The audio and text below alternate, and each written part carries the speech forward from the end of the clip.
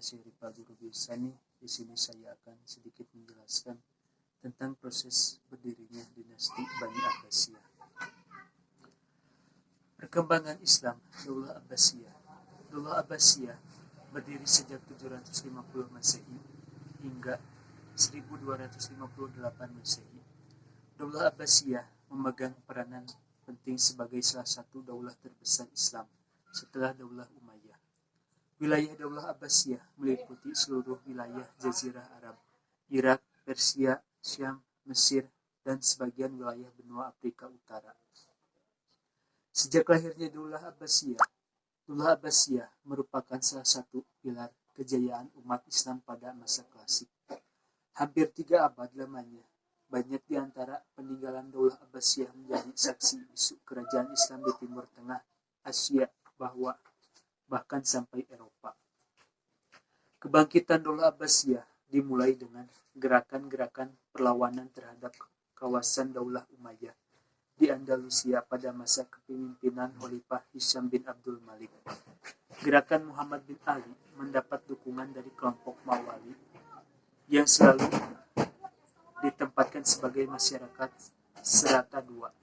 Selain itu juga dukungan kuat dari kelompok Syiah yang sejak dari awal tidak berpihak kepada Daulah Umayyah.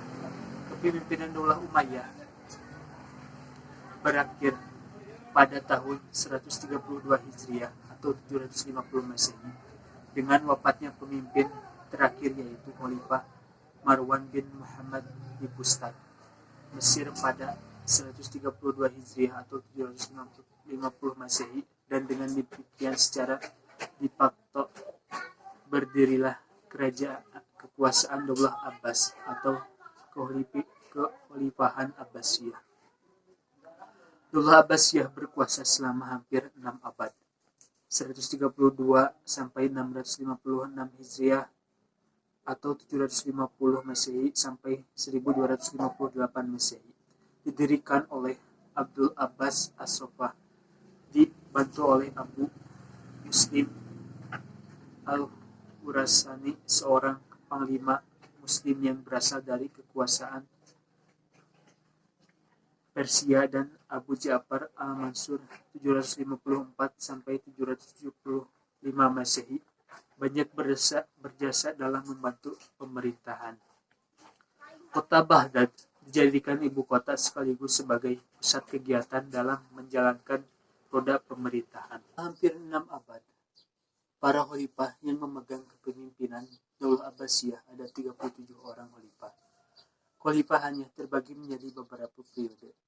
Periode pertama Daulah Abbasiyah mulai tahun 132 Hijriah atau 750 Masehi sampai tahun 232 Hijriah atau 847 Masehi.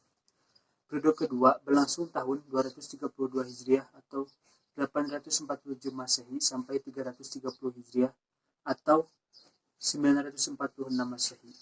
Periode ketiga berlangsung tahun 334 Hijriah atau 946 Masehi sampai 464 Hijriah atau 1075 Masehi.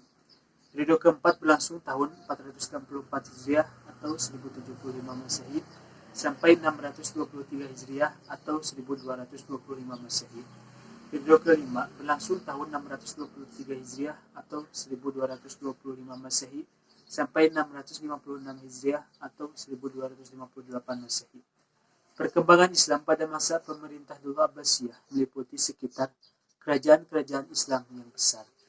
Daerah-daerah yang ditaklukkan dikembangkan menjadi pusat-pusat peradaban Islam seperti Baghdad, Isfahan, Tabkasistan, Halab, dan lain sebagainya.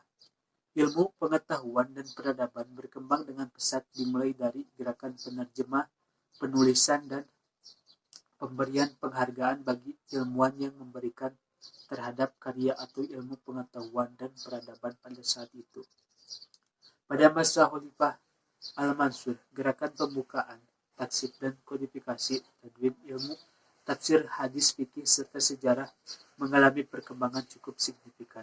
Daulah Abbasiyah mencatat dimulainya sistemasi beberapa cabang keilmuan seperti tafsir, hadis, dan fikih, khususnya sejak tahun 143 Hijriah. Selain itu, pada masa Daulah Abbasiyah sudah dibentuk Wizarot yang dijabat oleh Wazir atau Perdana Menteri. Sistem pemerintahan sudah berjalan lebih baik dan berkembang. Sudah terdapat pembagian wilayah, tanda kebesaran, dan kehormatan. Sekian yang bisa saya sampaikan, semoga bermanfaat. Mohon maaf ada salah kata. Wassalamualaikum warahmatullahi wabarakatuh.